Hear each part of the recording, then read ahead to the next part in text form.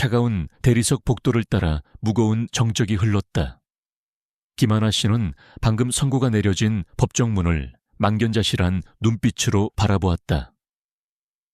판사의 마지막 말이 그녀의 귓가에 맴돌며 심장을 핥히는 듯했다. 미성년자 박소연의 양육권은 친부 박지훈에게 잠정적으로 이전한다. 잠정적이라는 단어가 무색하게. 그것은 하나 씨에게 사형 선고나 다름없었다. 몇 주 전, 하나뿐인 딸이 갑작스러운 사고로 세상을 떠났을 때 하늘이 무너지는 것 같았다. 딸의 빈자리는 손녀딸 소연이를 보며 간신히 견뎌내고 있었다. 소연이는 이제 7살. 엄마를 잃은 슬픔을 채 가누기도 전에 아빠라는 낯선 존재와 살아야 한다는 현실에 놓였다. 사위 박지훈은 딸의 장례식장에서 잠깐 얼굴을 비춘 게 전부였다.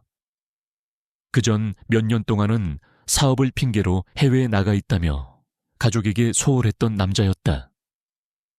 그런 그가 갑자기 나타나 소연이의 양육권을 주장했을 때 하나 씨는 어이가 없었지만 동시에 불길한 예감에 휩싸였다. 박지훈은 법정에서 번듯한 외모와 차분한 말투로 자신을 포장했다. 젊고 유능한 사업가. 갑작스럽게 아내를 잃고 홀로 남은 딸을 극진히 보살피고자 하는 비통한 아버지의 모습을 연기했다. 그는 하나 씨가 고령이며 딸을 잃은 충격으로 정서적으로 불안정하여 손녀를 양육하기에 적합하지 않다고 주장했다. 심지어 하나 씨가 가끔 혈압 때문에 병원 신세를 졌던 기록과 딸의 죽음 이후 슬픔에 잠겨 식음을 전폐했던 며칠을 교묘하게 왜곡하여 증거로 제출했다.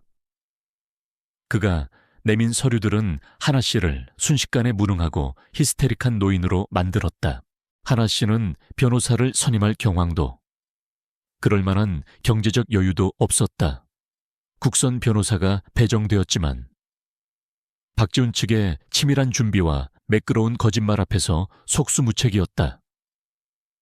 그녀는 떨리는 목소리로 소연이를 자신이 얼마나 사랑하는지, 소연이 엄마가 죽기 전까지 얼마나 행복하게 함께 지냈는지, 그리고 박지훈이 지난 몇 년간 아이에게 얼마나 무관심했는지 호소하려 했지만 감정에 북받쳐 말을 제대로 잇지 못했다.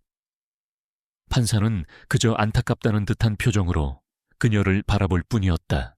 법정문이 열리고 박지훈이 의기양양한 표정으로 걸어 나왔다. 그의 옆에는 값비싼 정장을 차려입은 변호사가 그림자처럼 따랐다. 박지훈은 복도 한쪽에 쪼그리고 앉아 엄마의 이름을 부르며 울먹이는 소연이를 발견하고는 마치 자애로운 아버지인 양 부드러운 미소를 지으며 다가갔다. 소연아, 이제 아빠랑 같이 집에 가는 거야. 할머니는 몸이 좀 안 좋으셔서 쉬셔야 한단다. 그의 목소리는 듣는 이에 따라서는 다정하게 들릴 수도 있었지만 하나 씨의 귀에는 섬뜩한 위선으로 가득 찬 소리로 들렸다. 소연이는 겁에 질린 눈으로 박지훈을 올려다보더니 하나 씨를 향해 필사적으로 팔을 뻗었다. 할머니랑 같이 갈래요. 아빠, 무서워요. 아이의 절규는 하나 씨의 가슴을 갈기갈기 찢어 놓았다. 그녀는 소연이에게 달려가 끌어안고 싶었지만 법원 관계자들이 그녀를 제지했다. 박지훈은 순간 미간을 찌푸렸지만 이내 가면을 고쳐 쓰고는 소연이를 부드럽게 달랬다. 소연아, 아빠는 무서운 사람이 아니란다. 이제부터 아빠가 우리 소연이 세상에서 제일 행복하게 해줄게. 그는 소연이의 작은 손을 낚아채듯 잡고는 거의 끌다시피 복도 저편으로 사라졌다. 소연이는 계속해서 뒤를 돌아보며 울부짖었지만 그의 단단한 소나귀에서 벗어날 수 없었다. 하나 씨는 그 자리에 주저앉아 멀어져가는 손녀의 뒷모습을 보며 하염없이 눈물만 흘렸다. 차가운 대리석 바닥에서 올라오는 한기가 온몸으로 퍼져나가는 듯했다. 얼마나 시간이 흘렀을까. 텅 빈 복도에 홀로 남겨진 하나 씨는 천천히 몸을 일으켰다. 눈물로 흐릿해진 시야 너머로 방금 전까지 소연이가 있던 자리가 아른거렸다. 절망감이 온몸을 짓눌렀지만 이대로 모든 것을 포기할 수는 없었다. 소연이의 겁에 질린 눈빛, 아빠 무서워요라던 그 작은 속삭임이 뇌리에서 떠나지 않았다. 그녀는 딸이 남긴 유품이기도 한 낡은 송화방을 움켜쥐었다. 그 안에는 딸과 소연이와 함께 찍은 사진, 몇 장과 딸이 마지막으로 입원했을 때 병원비 영수증, 그리고 이제는 휴지 조각이 되어버린 양육권 포기 각오를 다지는 메모 같은 것들이 뒤섞여 있었다. 하지만 그 무엇보다 중요한 것은 아직 포기하지 않은 그녀의 마음이었다. 박지훈, 그 이름은 오래전부터 하나 씨에게 불쾌감과 불안감을 동시에 안겨주던 존재였다. 딸은 결혼 후 남편의 무관심과 은근한 폭력성에 시달렸지만 차마 친정에 털어놓지 못하고 혼자 끙끙 앓았던 것 같았다. 하나 씨는 어렴풋이 짐작만 할 뿐이었다. 딸은 가끔 전화로 엄마, 지훈 씨가 조금만 더 다정했으면 좋겠어 라며 애둘러 하소연하곤 했지만 그 이면에 얼마나 깊은 고통이 숨겨져 있었는지 하나 씨는 딸이 세상을 떠나고 나서야 어렴풋이 깨닫기 시작했다. 박지훈은 사람을 조종하는 데 능했다. 그는 자신의 이미지를 철저히 관리했고 필요하다면 얼마든지 거짓말을 만들어낼 수 있는 인간이었다. 법정에서 그가 보여준 모습은 완벽한 연기였고 순진한 판사는 그 연기에 감쪽같이 속아 넘어갔다. 하나 씨는 집으로 돌아가는 버스 안에서 멍하니 창밖을 바라보았다. 함께 장을 보고 공원에서 뛰어놀고 밤에는 할머니 품에서 옛날 이야기를 듣다 잠들던 소연이의 해맑은 웃음소리가 환청처럼 들려왔다. 이제 그 모든 것이 신기루처럼 사라져버렸다. 소연이가 없는 집은 상상조차 할 수 없었다. 집에 도착하자 텅 빈 적막감이 그녀를 덮쳤다. 현관에는 소연이가 신던 작은 운동화가 가지런히 놓여 있었고 거실 소파에는 소연이가 가지고 놀던 곰 인형이 덩그러니 남아 있었다. 하나 씨는 소파에 힘없이 주저앉아 곰 인형을 끌어안았다. 인형에서는 아직도 소연이의 채취가 남아있는 듯했다. 소연아, 내 새끼, 할머니가 꼭 다시 데리러 갈게. 그녀는 눈물을 삼키며 굳게 다짐했다. 지금은 모든 것이 절망적으로 보였지만 여기서 무너질 수는 없었다. 박지훈의 실체를 밝혀내고 소연이를 그 지옥 같은 환경에서 구해내야만 했다. 그러기 위해서는 증거가 필요했다. 박지훈이 얼마나 교활하고 위험한 인물인지, 법정에서 보여준 그의 모습이 얼마나 철저한 위선인지 증명해야 했다. 하나 씨는 딸이 남긴 일기장이나 편지 같은 것이 있을까 싶어 딸의 방을 뒤지기 시작했다. 딸은 평소 자신의 감정을 잘 드러내지 않는 성격이었지만 혹시라도 힘든 속내를 어딘가에 적어두었을지도 모른다는 신락 같은 희망 때문이었다. 몇 시간을 뒤진 끝에 딸의 침대 매트리스 밑에서 낡은 수첩 하나를 발견했다. 수첩은 딸의 단정한 글씨로 채워져 있었다.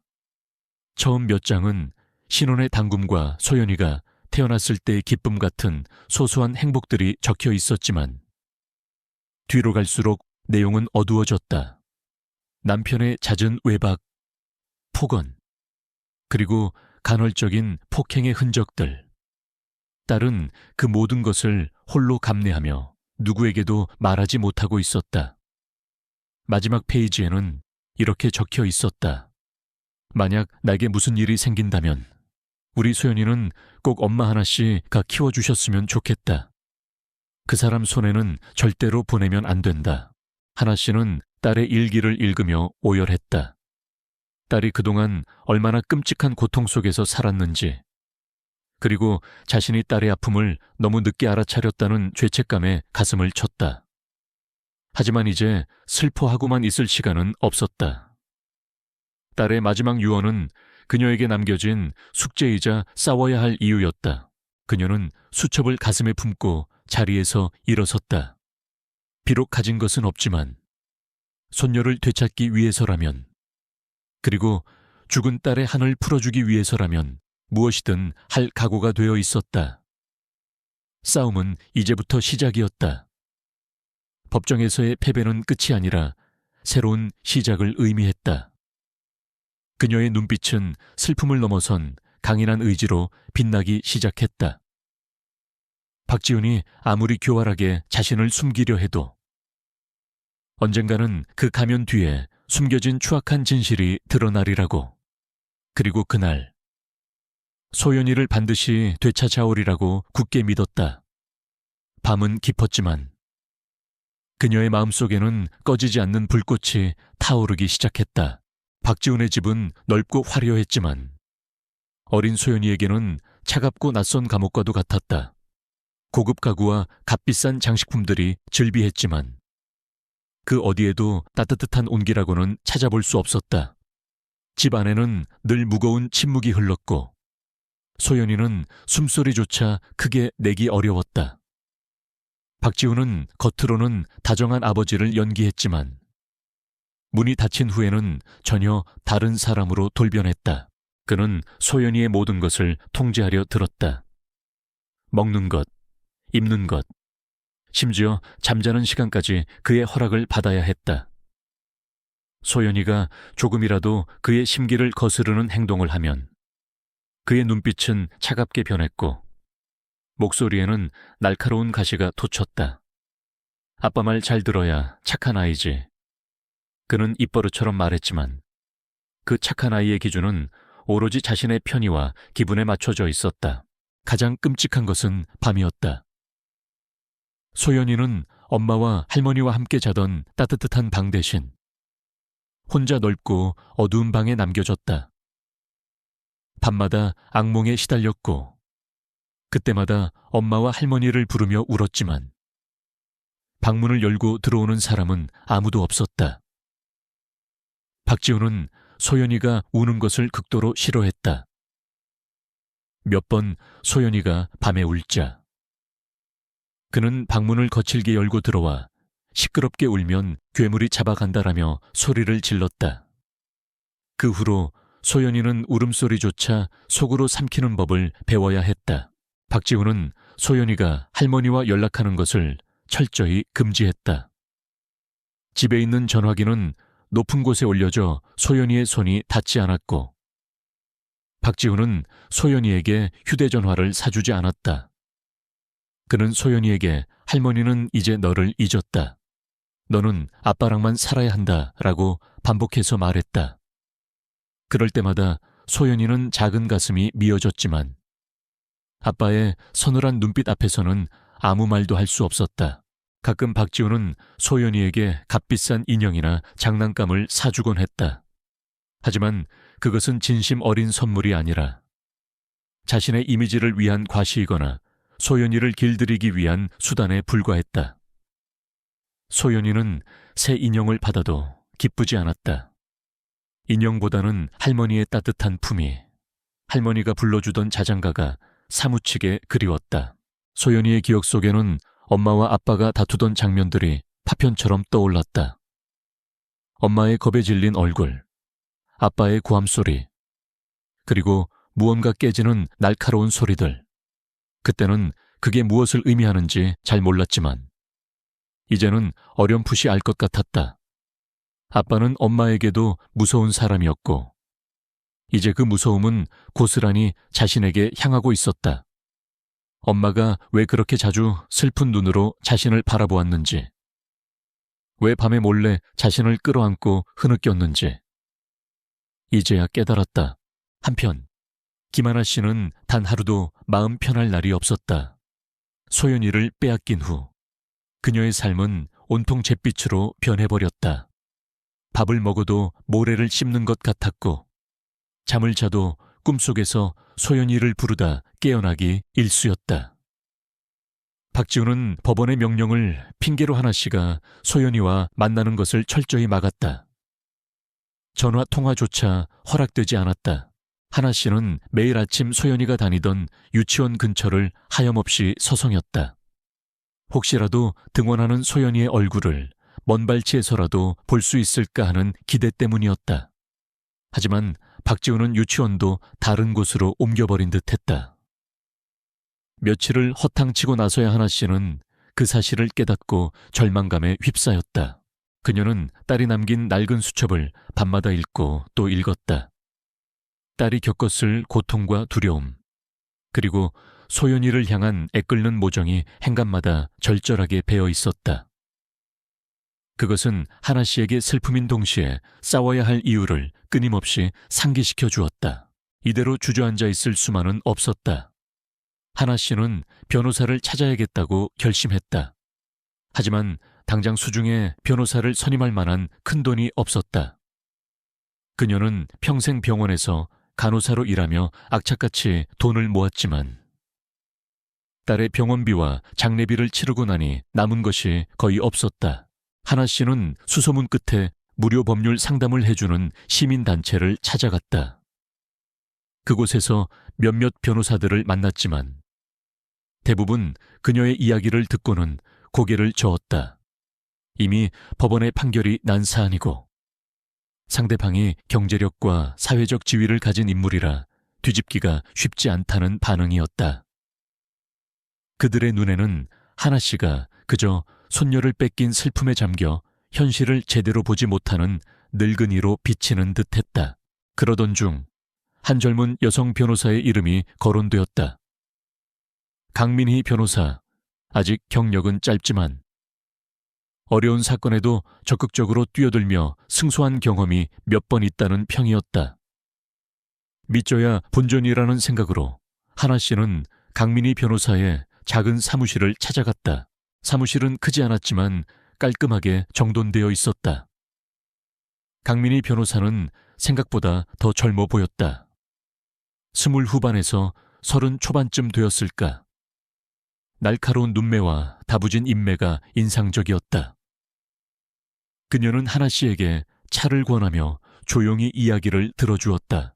하나 씨는 떨리는 목소리로 처음부터 끝까지 모든 것을 털어놓았다.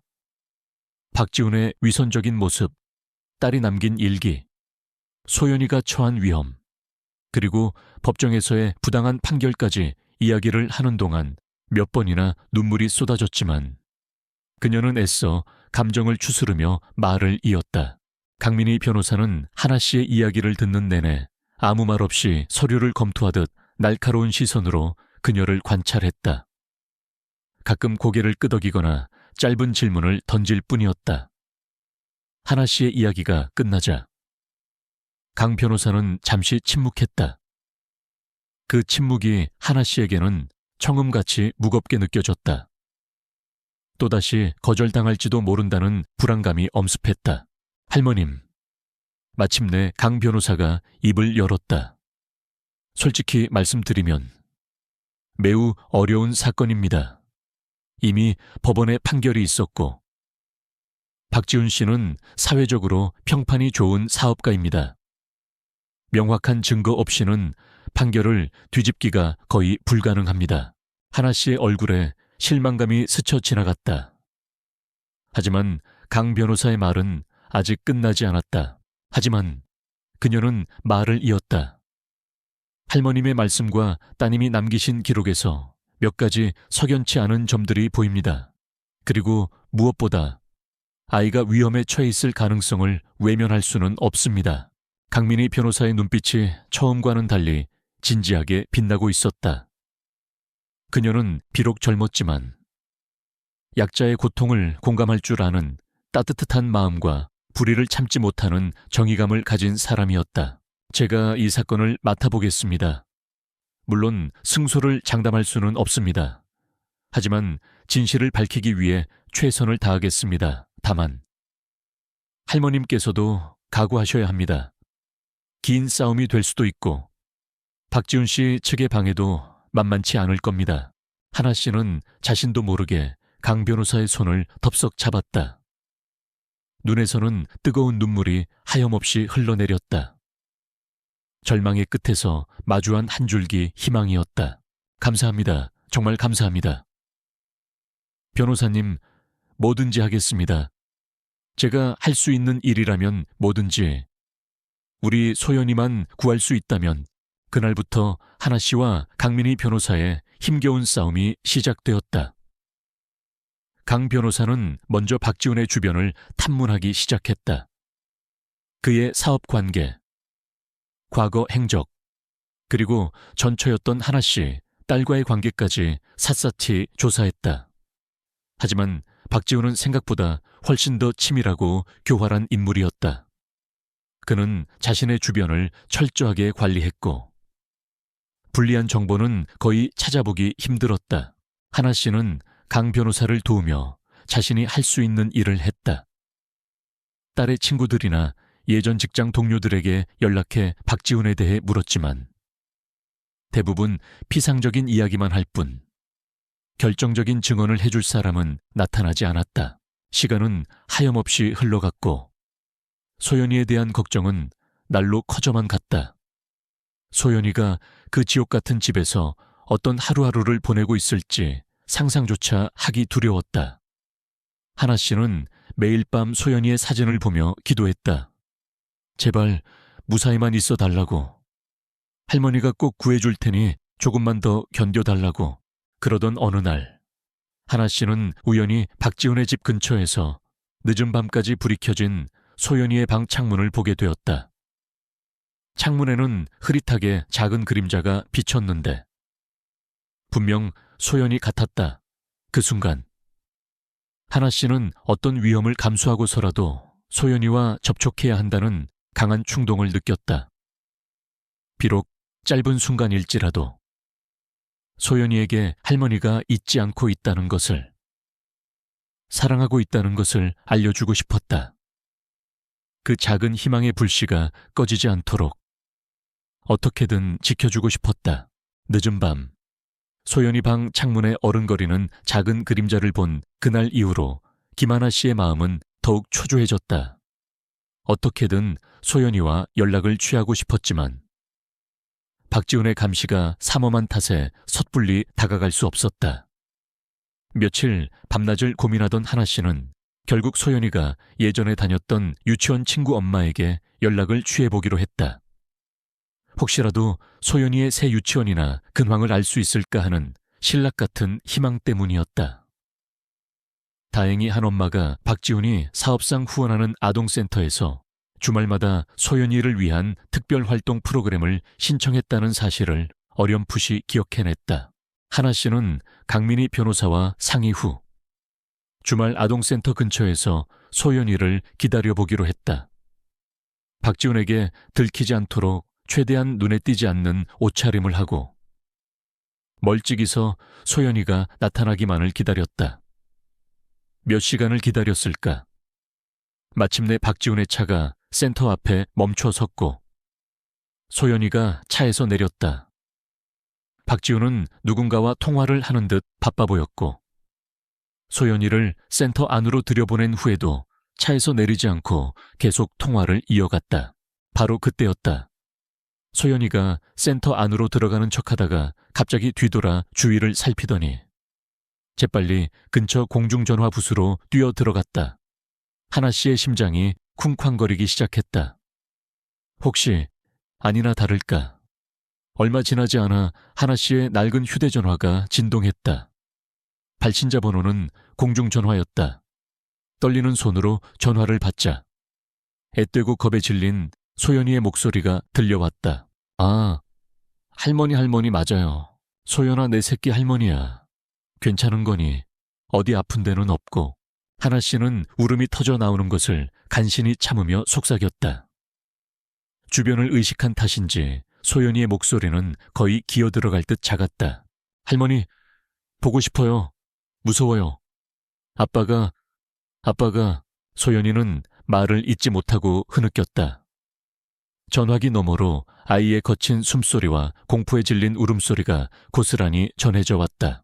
소연아, 괜찮아. 천천히 말해. 왜 아빠가 어떻게 하는데? 아빠가 엄마한테 그랬던 것처럼 나한테도 소리 지르고 물건 던지고 밤에 혼자 있는 거 너무 무서워요. 짧은 순간이었지만 소연이의 말은 하나 씨의 가슴에 비수처럼 꽂혔다. 딸이 겪었던 고통이 이제 손녀에게 되풀이되고 있다는 끔찍한 현실이 눈앞에 펼쳐지는 듯했다. 소연아, 할머니가 다 듣고 있어. 조금만 더 용기를 내서 말해줄 수 있겠니? 아빠가 또 뭘 했는데 맨날 할머니는 나쁜 사람이라고, 나 버렸다고, 만나지 말라고, 전화도 못하게 하고, 할머니, 나 데리러 와줘요. 네, 제발. 소연이의 애원은 하나 씨의 심장을 갈갈이 찢어 놓았다. 바로 그때 전화기 너머로 누군가 소연이를 부르는 다급한 목소리가 들렸다. 박지훈의 목소리였다. 박소연, 너 거기서 뭐 하는 거야? 할머니, 끊어야 해요. 아빠가 소연아 사랑한다. 할머니가 꼭 구해줄게. 조금만 더 견뎌 알겠지. 전화는 그렇게 황급히 끊겼다.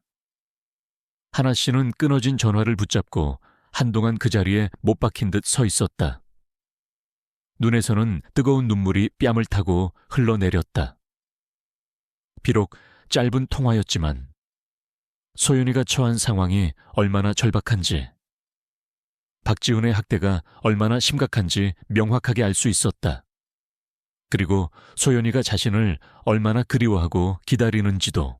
하나 씨는 곧바로 강민희 변호사에게 연락해 방금 있었던 일을 모두 이야기했다. 강 변호사는 하나 씨의 떨리는 목소리를 통해 사태의 심각성을 다시 한번 인지했다. 소연이의 증언은 법정에서 직접적인 증거로 채택되기는 어려울 수 있지만 박지훈의 양육 환경에 심각한 문제가 있다는 강력한 정황 증거가 될 수 있었다. 할머님, 소연이가 정말 큰 용기를 내줬네요. 이 통화 내용이 결정적인 증거가 되기는 어렵겠지만 우리의 싸움에 아주 중요한 전환점이 될 수 있습니다. 강 변호사는 침착하지만 단호한 목소리로 말했다. 이제부터 우리는 더 적극적으로 증거를 수집해야 합니다. 박지훈 씨가 소연이에게 가하는 정서적, 신체적 학대의 증거를 찾아야 해요. 그날 이후 강민희 변호사와 김하나 씨는 더욱 체계적으로 움직이기 시작했다. 강 변호사는 아동보호 전문기관과 상담하며 박지훈의 행동 패턴을 분석하고 학대 아동에게서 나타날 수 있는 징후들을 하나 씨에게 교육했다. 또한 박지훈의 회사 내부나 과거 인간관계에서 그에 대한 부정적인 증언을 해줄 사람을 찾는 데 주력했다. 하나 씨는 딸이 남긴 일기장을 다시 한번 꼼꼼히 읽으며 박지훈의 폭력적인 성향이나 이상 행동에 대한 단서가 될 만한 부분을 표시했다. 딸의 오래된 친구들이나 직장 동료들에게 다시 연락을 취해 이번에는 좀 더 구체적으로 박지훈의 평소 모습이나 부부 관계에 대해 물었다. 하지만 대부분의 사람들은 이미 시간이 많이 흘렀거나 박지훈과의 관계가 껄끄러워지는 것을 우려해 적극적으로 나서려 하지 않았다. 박지훈은 여전히 빈틈없는 사람이었다. 그는 대외적으로는 성공한 사업가이자 자상한 아버지의 이미지를 유지했고 그의 주변 사람들은 그가 소연이에게 극진한 것처럼 보이도록 철저히 관리되고 있었다. 소연이가 다니는 아동센터의 담당 교사조차 박지훈에 대해 딸을 매우 아끼는 좋은 아버지라고 평가할 정도였다. 강 변호사는 박지훈이 이혼한 전력이 있다는 사실을 알아냈지만 전 부인은 이미 오래전에 해외로 이민을 가버려 연락이 닿지 않았다. 박지훈의 회사 재무 상태를 조사해봤지만 겉으로는 아무런 문제가 없어 보였다.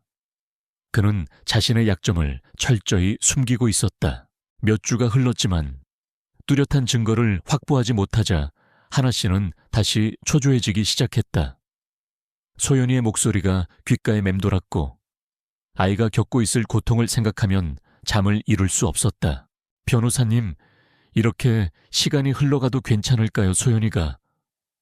소연이가 잘못되기라도 하면 강 변호사는 하나 씨의 불안감을 이해한다는 듯 부드럽게 말했다. 할머님, 조급해 하시는 마음은 알겠지만 이럴 때일수록 신중해야 합니다. 박지훈 씨는 보통 상대가 아니에요. 어설픈 증거는 오히려 역효과를 낳을 수 있습니다. 우리는 결정적인 한 방을 준비해야 합니다. 그러던 어느 날, 강 변호사 사무실로 의외의 인물로부터 연락이 왔다. 자신을 박지훈의 전 비서라고 밝힌 한 여성이었다. 그녀는 박지훈 밑에서 일하면서 그의 이중적인 모습과 폭력적인 성향을 여러 번 목격했고 양심의 가책을 느껴 제보하게 되었다고 했다. 하지만 신변의 위협을 느껴 익명을 요구했다. 이것은 어쩌면 그들이 기다리던 결정적인 단서일지도 몰랐다. 하나 씨와 강 변호사는 그 여성을 만나기 위해 약속을 잡았다. 칠흑 같은 어둠 속에서 한 줄기 빛이 비치는 듯한 순간이었다. 소연이를 구할 수 있다는 희망이 다시 한번 타오르기 시작했다. 이제 그들이 해야 할 일은 그 빛을 따라 진실을 향해 나아가는 것뿐이었다. 박지훈의 전 비서라고 밝힌 여성과의 만남은 철저한 보안 속에서 이루어졌다. 그녀는 약속 장소에 나타나기 전까지 몇 번이나 시간을 변경했고 주변을 경계하는 모습이 역력했다. 마침내 어두컴컴한 카페 구석자리에 마주 앉은 그녀는 잔뜩 겁에 질린 얼굴이었지만 무언가를 결심한 듯 떨리는 목소리로 박지훈의 실체에 대해 털어놓기 시작했다. 박 사장님, 밖으로 보이는 이미지와는 전혀 다른 분입니다. 극도로 예민하고 자기 뜻대로 되지 않으면 분노를 주체하지 못해요. 직원들에게 폭언을 일삼는 것은 물론이고 물건을 집어던지는 일도 다반사였습니다. 그녀의 이름은 이수진이었다. 박지훈 밑에서 2년 넘게 일하면서 그의 이중적인 모습을 속속들이 지켜봤다고 했다. 특히 박지훈이 아내, 즉 김하나 씨의 딸과 통화할 때 들었던 고함 소리와 그 이후 싸늘하게 변하던 그의 표정을 잊을 수 없다고 증언했다. 사모님이 돌아가시기 몇 달 전부터 두 분 사이가 특히 안 좋았던 것 같아요. 박 사장님은 사모님과의 통화가 끝나면 항상 신경질적으로 서류를 집어 던지거나 혼잣말로 심한 욕설을 내뱉곤 했습니다.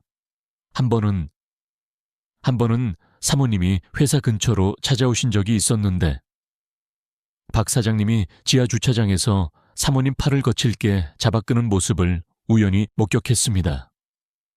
사모님 얼굴이 하얗게 질려 있었어요.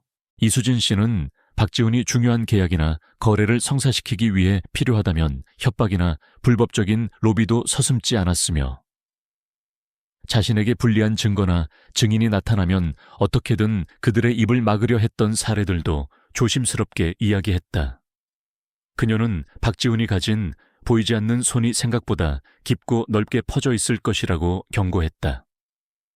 그가 지역 유지나 법조계 인사들과도 꾸준히 교류하며 일종의 보호막을 형성하고 있다는 것이었다. 제가 아는 것 중에는 박 사장님이 한 중소기업 사장에게 거의 협박에 가까운 방식으로 계약을 따낸 일이 있었어요. 그 사장님이 나중에 문제를 제기하려고 하자 박 사장님이 어디선가 그분의 약점을 알아내서 조용히 만들었던 걸로 기억합니다. 그리고 소연이 어머님이 돌아가신 후 장례식장에서 박 사장님이 슬퍼하는 모습은 제가 아는 한 그건 전부 연기였어요. 이수진 씨의 증언은 충격적이었지만 법정에서 직접 증언을 해줄 수 있느냐는 강민희 변호사의 질문에는 고개를 저었다. 박지훈의 보복이 두렵다는 것이었다. 하지만 그녀는 박지훈의 비자금 조성과 관련된 정황이나 그가 불법적인 일에 사용했던 차명 계좌에 대한 몇 가지 단서를 제공했다. 또한 과거 박지훈에게 밉보여 부당하게 해고당했거나 그의 계략에 휘말렸던 다른 직원들의 이름 몇몇을 알려주었다. 이 정도가 제가 드릴 수 있는 전부입니다. 부디 조심하세요. 박지훈 사장님은 자신이 불리해진다 싶으면 무슨 짓을 할지 모르는 사람입니다. 그녀는 황급히 자리를 떴고 김하나 씨와 강민희 변호사는 무거운 침묵 속에 남겨졌다. 이수진 씨의 증언은 박지훈의 추악한 실체를 뒷받침하는 중요한 정보였지만 동시에 그가 얼마나 위험하고 치밀한 상대인지 다시 한번 깨닫게 해주었다. 강민희 변호사는 이수진 씨가 제공한 단서들을 바탕으로 새로운 전략을 세웠다.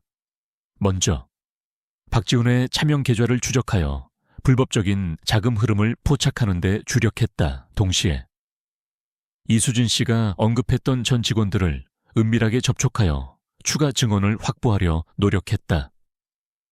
김하나 씨는 딸의 유품을 다시 한번 샅샅이 뒤져 박지훈과 관련된 작은 메모나 영수증 하나라도 놓치지 않으려 애썼다. 하지만 박지훈 역시 가만히 있지 않았다. 그들의 움직임을 감지한 듯 그의 방역이 시작되었다. 어느 날 갑자기 김하나 씨가 과거 딸의 병간호를 소홀히 했고 딸의 유산을 노리고 있다는 악의적인 소문이 주변에 퍼지기 시작했다. 심지어 하나 씨가 운영하던 작은 뜨개질 공방에 세무조사가 들어오기도 했다. 명백한 보복이자 압박이었다. 강민희 변호사에게도 익명의 협박 전화가 걸려오기 시작했다. 쓸데없는 일에 끼어들지 마라. 네 앞가림이나 잘해라. 는 식의 저급한 협박이었다. 사무실 주변을 어슬렁거리는 낯선 남자들도 나타났다. 하지만 강 변호사는 흔들리지 않았다. 오히려 박지훈의 이런 반응이 그들이 올바른 방향으로 가고 있다는 증거라고 생각했다. 할머님, 두려우시겠지만 조금만 더 힘을 내주세요. 박지훈 씨가 이렇게 나온다는 건 우리가 그의 아픈 곳을 건드렸다는 뜻입니다. 시간은 점점 흘러 첫 번째 양육권 판결의 부당함을 주장하며 제기한 항소심 재판 날짜가 다가오고 있었다. 그들은 박지훈의 학대 증거 외에도 그가 양육자로서 얼마나 부적격한 인물인지, 그리고 김하나 씨가 소연이에게 얼마나 안정적이고 사랑이 넘치는 환경을 제공해 줄 수 있는지를 입증해야 했다. 강 변호사는 이수진 씨가 알려준 박지훈의 차명 계좌 중 하나에서 의심스러운 자금 거래 내역을 발견했다. 거액의 돈이 정기적으로 한 유흥업소 관계자의 계좌로 흘러 들어간 정황이었다. 이것만으로는 직접적인 학대 증거가 될 수 없었지만 박지훈의 도덕성과 평소 생활 태도에 심각한 문제가 있음을 시사하는 단서였다. 또한 이수진 씨가 언급했던 부당 해고 직원 중 한 명과 어렵게 연락이 닿았다. 그는 처음에는 증언을 극구 사양했지만 김하나 씨의 간절한 호소와 강민희 변호사의 끈질긴 설득 끝에 마침내 입을 열었다. 그는 박지훈이 경쟁업체에 중요 정보를 빼내기 위해 자신에게 불법적인 해킹을 지시했고 거부하자 온갖 누명을 씌워 해고했다고 증언했다. 그는 박지훈의 지시 내용이 담긴 녹음 파일을 비밀리에 보관하고 있었다. 이것은 그야말로 결정적 한방이 될 수 있는 증거였다. 녹음 파일 속 박지훈의 목소리는 그의 비열하고 냉혹한 본성을 그대로 드러내고 있었다. 항소심을 며칠 앞두고 강민희 변호사와 김하나 씨는 마지막까지 증거를 정리하고 전략을 가다듬었다. 박지훈 측에서는 여전히 김하나 씨를 무능하고 정서적으로 불안정한 노인으로 몰아가려 할 것이고 자신들의 주장을 뒷받침할 거짓 증인들을 내세울 가능성도 있었다. 그들은 모든 가능성에 대비해야 했다. 김하나 씨는 매일 밤 소연이의 사진을 보며 기도했다. 그리고 딸의 일기 마지막 페이지에 적힌 그 사람 손에는 절대로 보내면 안 된다는 문장을 되뇌었다. 그것은 그녀에게 주어진 사명이자 절대로 포기할 수 없는 약속이었다. 이제 그 약속을 지킬 수 있는 시간이 얼마 남지 않았다. 치열한 법정 공방과 보이지 않는 압력 속에서 그들은 진실이라는 가장 강력한 무기를 손에 쥐고 있었다. 이제 남은 것은 그 무기를 어떻게 휘둘러 거대한 거짓의 성벽을 무너뜨리느냐 하는 것뿐이었다. 항소심 재판 날짜가 코앞으로 다가오면서 김하나 씨와 강민희 변호사 사무실에는 무거운 긴장감이 감돌았다. 밤늦도록 불이 꺼지지 않는 사무실에서 두 사람은 산더미처럼 쌓인 서류와 증거 자료들을 마지막으로 검토하며 만반의 준비를 하고 있었다. 박지훈의 학대 정황, 그의 이중적인 생활, 불법적인 행위들을 입증할 자료들은 차곡차곡 정리되었지만 그럼에도 불구하고 불안감은 쉽게 가시지 않았다. 법정에서는 어떤 변수가 발생할지 아무도 예측할 수 없었기 때문이다. 김하나 씨는 하루에도 몇 번씩 소연이의 사진을 꺼내보며 마음을 다잡았다. 소연아, 조금만 더 견뎌다오, 할머니가. 그리고 강 변호사님이 널 위해 이렇게 애쓰고 있단다. 부디 용기를 잃지 마렴.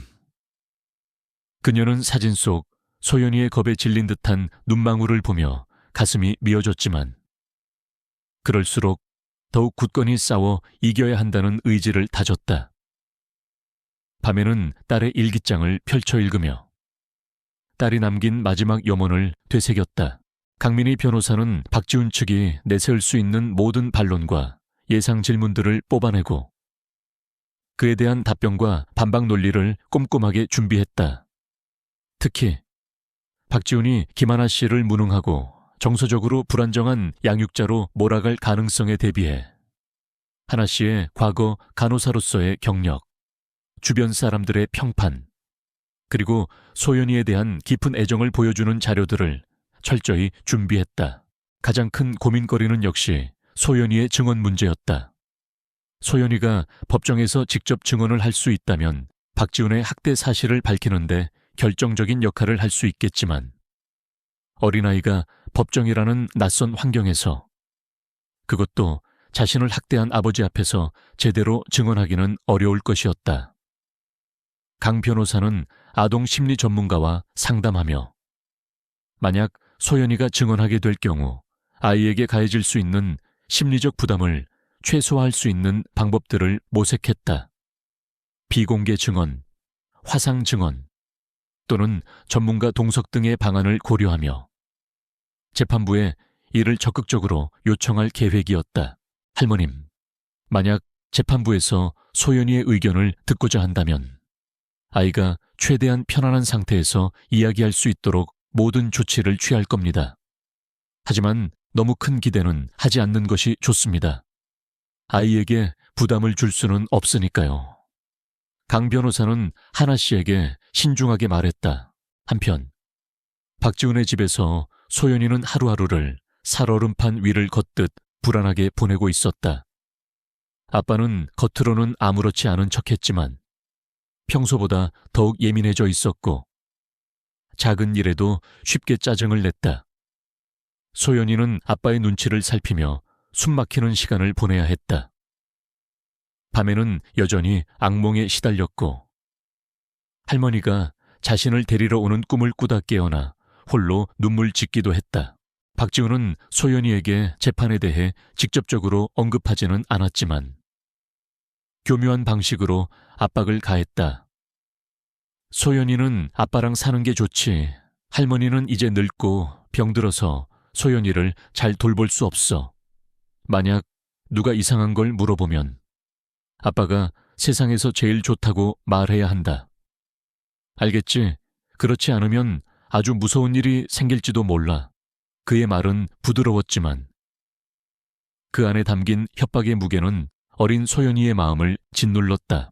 소연이는 할머니와의 짧았던 통화를 떠올렸다. 할머니의 따뜻한 목소리, 자신을 꼭 구해줄 거라는 약속.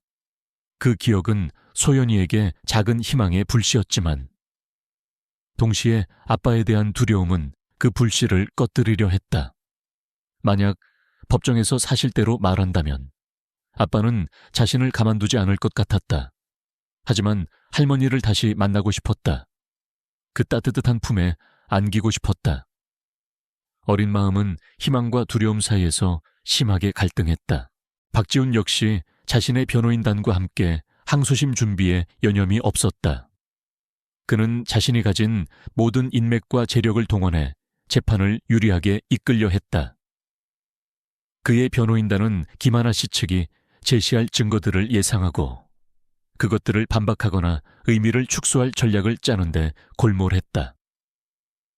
박지훈은 자신의 치부가 드러날 가능성에 분노했지만 동시에 자신의 능력으로 이 위기를 충분히 극복할 수 있다고 자신했다. 그는 여전히 자신이 법 위에 군림할 수 있다고 믿는 오만한 인간이었다. 그는 자신의 사회적 지위와 명성을 이용해 자신에게 유리한 여론을 조성하려 했고 필요하다면 거짓 증인을 내세울 준비도 되어 있었다. 그의 변호사는 박지훈에게 불리한 증거로 작용할 수 있는 전 비서 이수진 씨나 부당해고 직원 등의 존재를 파악하고 그들의 증언 신빙성을 떨어뜨릴 방법을 모색했다. 재판 전날 밤 김하나 씨는 뜬 눈으로 밤을 지새웠다. 수많은 생각들이 머릿속을 스쳐 지나갔다. 과연 정의는 살아있을까? 진실은 거짓을 이길 수 있을까? 만약 이번에도 패소한다면 그녀는 더 이상 생각하고 싶지 않았다. 그저 내일 법정에서 모든 진실이 밝혀지기만을 간절히 기도할 뿐이었다. 강민희 변호사도 마지막까지 서류를 검토하며 긴장의 끈을 놓지 않았다. 그녀는 창밖으로 동이터 오는 것을 보며 깊은 숨을 내쉬었다. 이제 결전의 시간이 다가오고 있었다. 그녀는 자신이 가진 모든 지식과 경험, 그리고 정의에 대한 신념을 걸고 이 싸움에 임할 각오였다. 박지훈은 자신의 고급 아파트 거실에서 와인을 마시며 여유로운 표정을 짓고 있었다. 그는 이미 승리를 예감하는 듯했다. 그의 변호인단이 모든 것을 완벽하게 준비했을 것이라고 믿어 의심치 않았다. 그는 김하나라는 늙은 여자와 애송이 변호사 따위가 감히 자신의 앞길을 막을 수 없을 것이라고 확신했다. 그의 오만함은 하늘을 찌를 듯했다. 그리고 소연이는 어두운 방 침대에 누워 이불을 머리끝까지 뒤집어 쓴 채 작은 몸을 떨고 있었다. 내일 무슨 일이 일어날지, 자신이 어떻게 해야 할지 아무것도 알 수 없었다. 그저 이 모든 끔찍한 시간이 빨리 지나가기만을 바랄 뿐이었다. 창밖에서는 새벽의 차가운 공기가 스며들어왔고 곧 운명의 날이 밝아오고 있었다.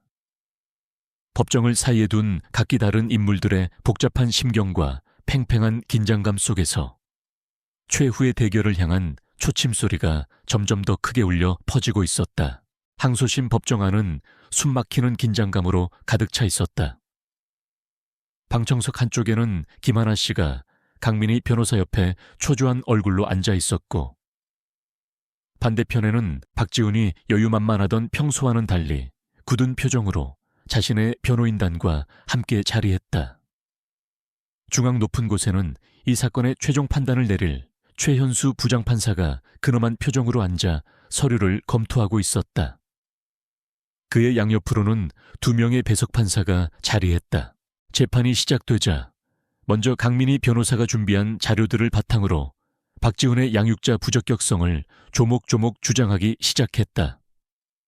그녀는 박지훈의 전 비서 이수진 씨와 해고 직원으로부터 확보한 증언, 박지훈의 불법적인 행위가 담긴 녹음 파일, 그리고 의심스러운 자금 거래 내역 등을 증거로 제출하며 그의 도덕성과 이중적인 생활을 날카롭게 파고들었다. 존경하는 재판장님, 피고 박지훈은 대외적으로 성공한 사업가이자 자상한 아버지의 가면을 쓰고 있지만 그 이면에는 폭력적이고 비도덕적인 본성이 숨겨져 있습니다. 그는 자신의 목적을 위해서라면 불법적인 행위도 서슴지 않으며 주변 사람들에게 정서적, 언어적 폭력을 가하는 것을 일삼았습니다. 이러한 인물에게 미성년 자녀의 양육을 맡기는 것은 아이의 건전한 성장과 복리를 심각하게 저해할 수 있습니다. 강 변호사의 차분하면서도 힘있는 목소리가 법정 안에 울려 퍼졌다. 박지훈 측 변호인은 즉각 반박에 나섰다. 그들은 강 변호사가 제시한 증거들이 대부분 정황 증거이거나 사건과 직접적인 관련이 없는 것들이라고 주장하며 증인들의 신빙성에도 문제를 제기했다. 특히 김하나 씨가 딸의 죽음으로 인한 충격과 손녀에 대한 과도한 집착으로 인해 박지훈을 악의적으로 모함하고 있다고 몰아갔다.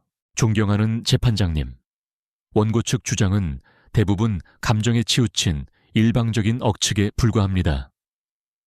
피고 박지훈은 갑작스럽게 아내를 잃은 슬픔 속에서도 딸 소연이를 극진히 보살피고 있는 헌신적인 아버지입니다.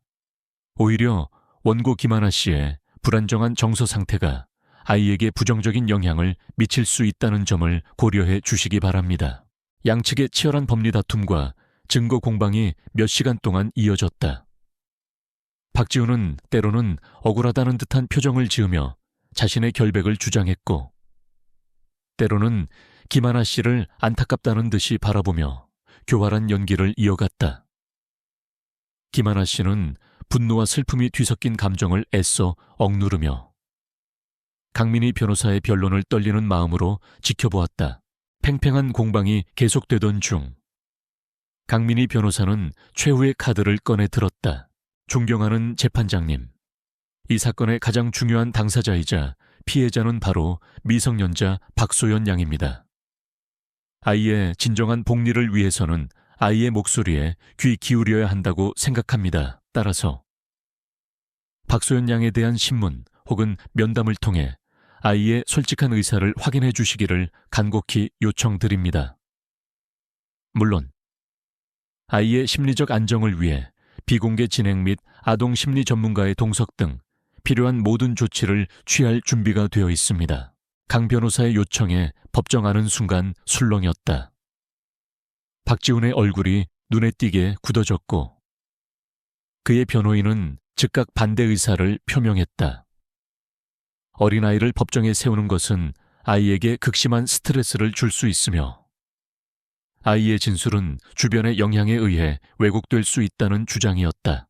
최현수 부장판사는 깊은 고민에 잠긴 듯 한동안 침묵을 지켰다. 그는 양측 변호인의 주장을 경청하며 날카로운 눈빛으로 박지훈과 김하나 씨를 번갈아 살펴보았다. 잠시 후 그가 무겁게 입을 열었다. 본 재판부는 이 사건의 핵심이 미성년 자녀의 복리에 있다고 판단합니다. 따라서 박소연 양의 의사를 확인하는 절차가 필요하다고 인정됩니다.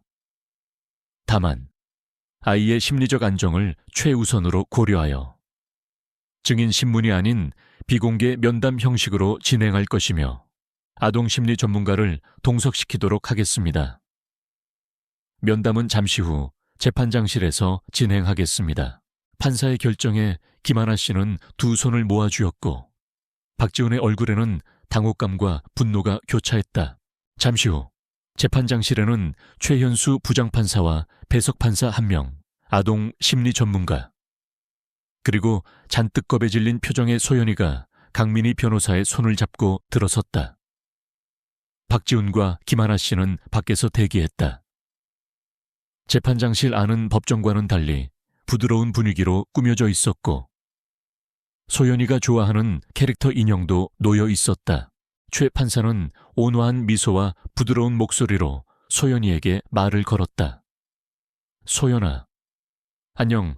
나는 소연이 이야기를 들어주려고 온 사람이야. 여기는 무서운 곳이 아니니까. 하고 싶은 이야기가 있으면 편하게 해도 괜찮아. 소연이는 처음에는 잔뜩 긴장한 채 고개만 숙이고 있었다. 아빠의 협박과 법정이라는 낯선 환경에 대한 두려움이 온몸을 짓누르는 듯했다.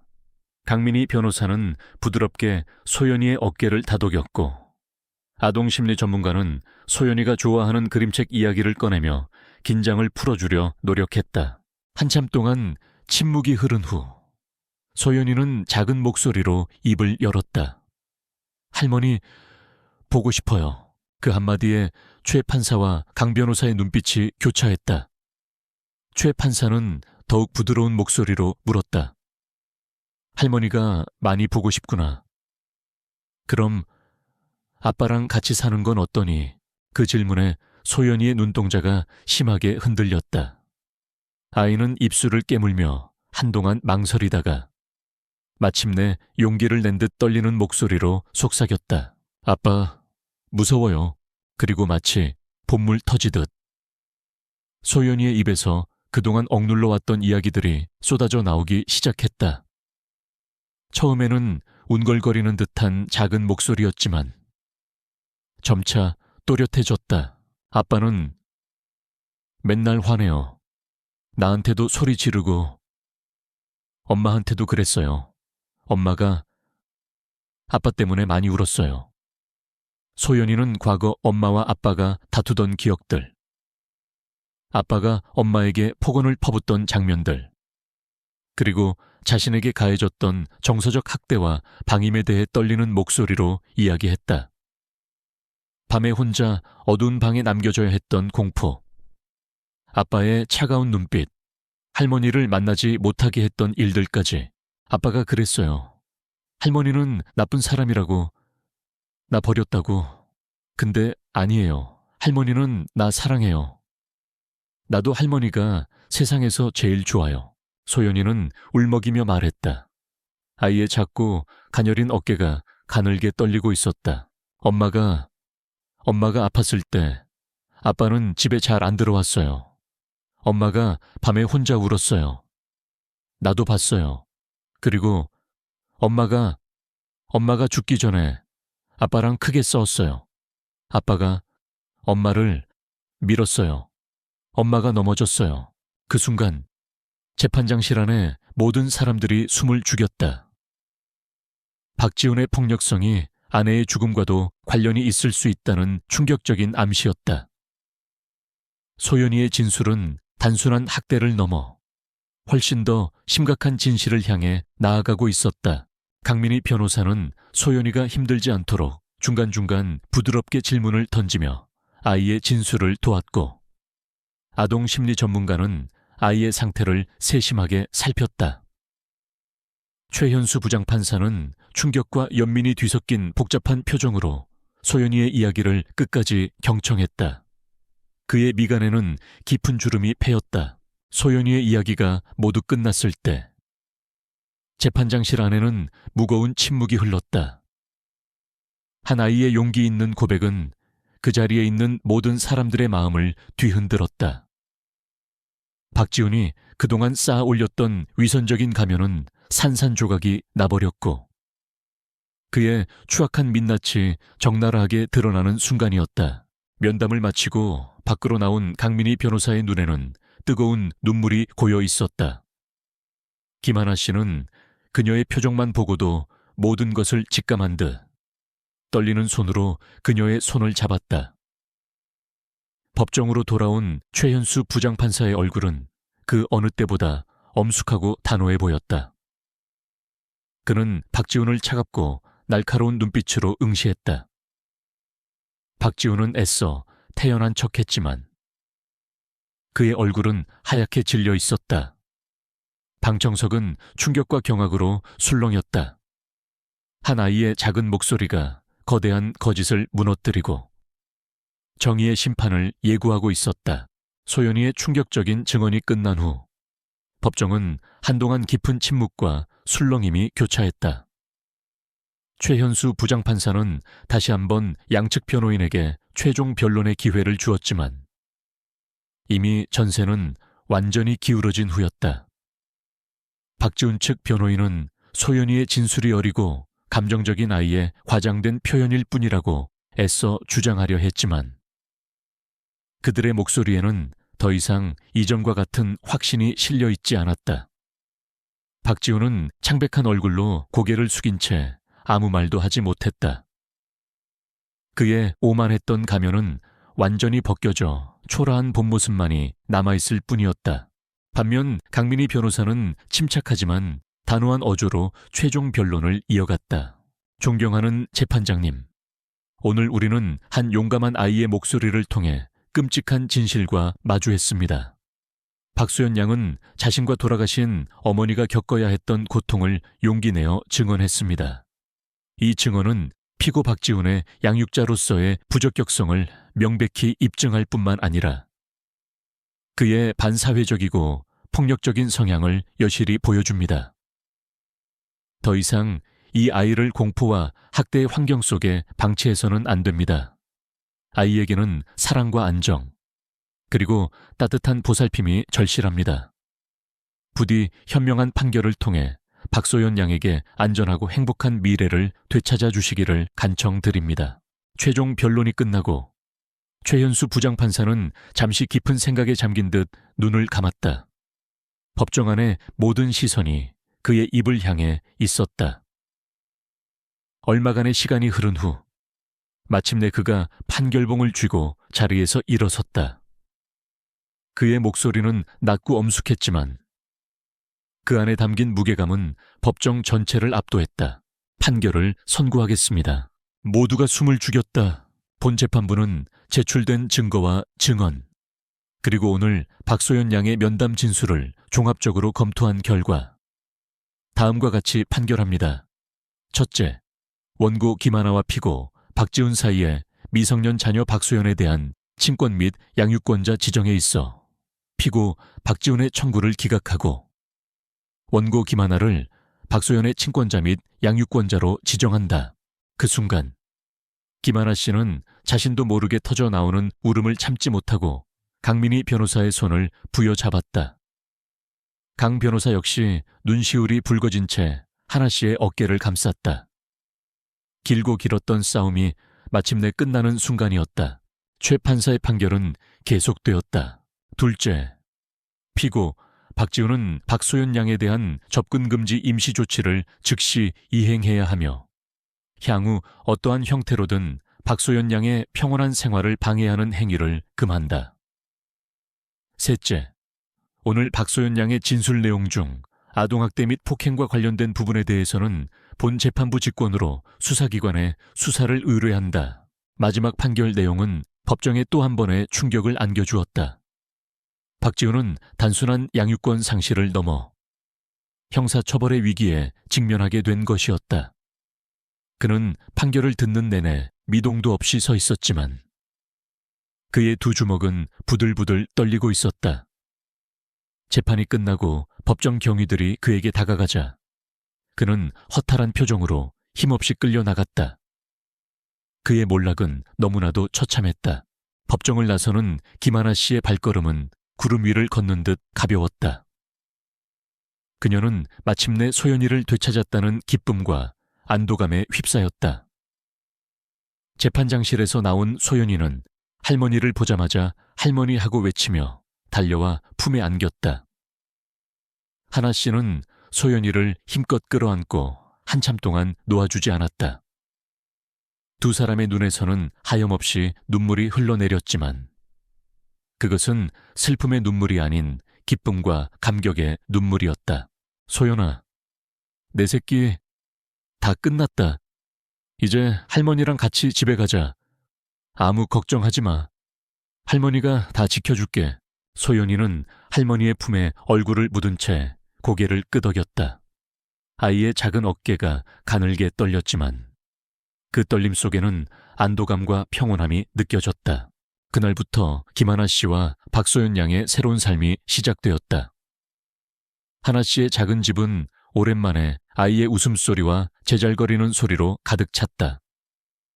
소연이는 한동안 밤에 악몽을 꾸거나 작은 소리에도 깜짝깜짝 놀라곤 했지만 할머니의 따뜻한 사랑과 보살핌 속에서 조금씩 안정을 되찾아갔다.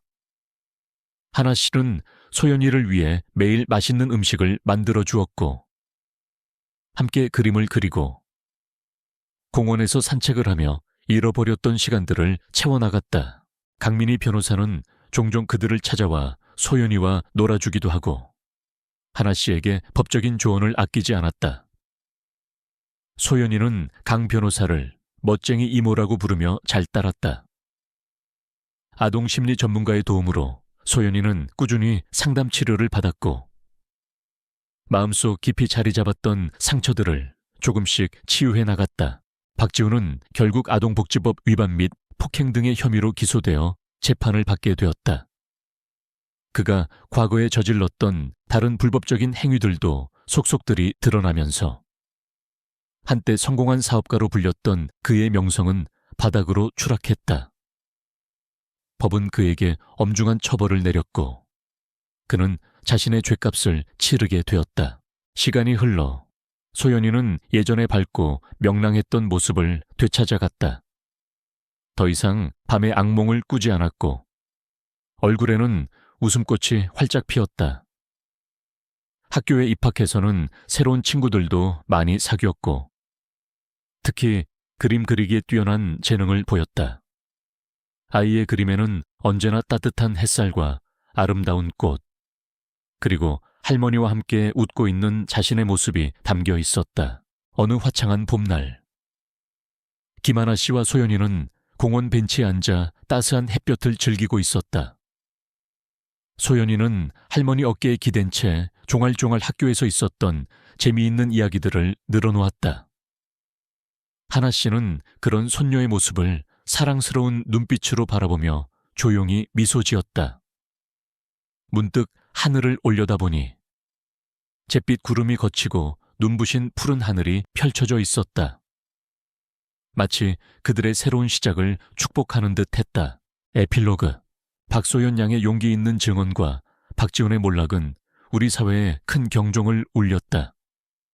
이 사건은 아동학대 문제의 심각성을 다시 한번 일깨웠으며 가정 내에서 은밀하게 이루어지는 폭력이 아이들에게 얼마나 깊은 상처를 남기는지 생생하게 보여주었다. 사건 이후 아동학대 피해 아동의 목소리에 더욱 귀 기울여야 한다는 사회적 공감대가 형성되었고 법원과 수사기관에서도 아동 관련 사건을 처리하는 방식에 있어보다 아동 친화적인 접근 방식을 도입하려는 노력이 이어졌다. 아동보호 전문기관의 역할이 강화되었으며 학대 피해 아동을 위한 심리치료 지원 프로그램도 확대되었다. 물론 세상의 모든 어둠이 한순간에 사라지지는 않을 것이다. 여전히 어딘가에서는 고통받는 아이들이 있을지도 모른다. 하지만 소연이의 이야기는 우리에게 작은 희망을 보여주었다. 진실은 반드시 밝혀지며 정의는 결코 패배하지 않는다는 것을, 그리고 한 사람의 작은 용기가 세상을 바꿀 수 있다는 것을 김하나 씨와 소연이는 그 후로도 오랫동안 행복하게 살았다. 그들의 삶은 때로는 평범했지만 그 평범함 속에 진정한 사랑과 행복이 숨쉬고 있었다. 그리고 그들이 함께 만들어가는 따뜻한 이야기는 차가운 세상에 던져진 작지만 밝은 등불처럼 누군가에게 용기와 희망을 전해주고 있었다.